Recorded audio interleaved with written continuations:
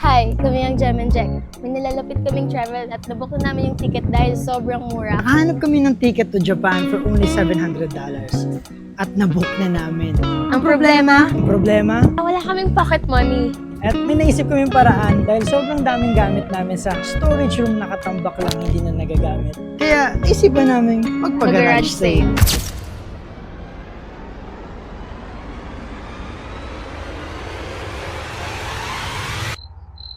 Isang oras ng ganito, wala pa ring benta. Kailangan na namin ng matinding marketing. Wala kasi nang nag-open kami, eto lang ang sign namin. Kaya ginawa ko na ang traditional way of advertising a garage sale dito sa Amerika. Ginawa na rin namin ang modern way of marketing sa social media. Pati na rin ang pagpapasikat, pati na rin ang pagbagsak presyo ng mga paninda namin.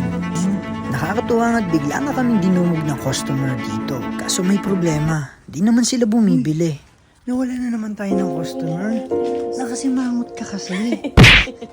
Ganyan ka lang ba? Paano disisimangot? Tawad ng tawad. Desperado na kaming kumita, kaya nilabas ko na si Mochi. Hindi naman namin siya ibebenta, pang paswerte lang. At swerte nga kami. Dahil sunod-sunod nagsidatingan ang mga high roller customer namin na talaga namang may nabili. 14 na tayo. Salamat po. Japan!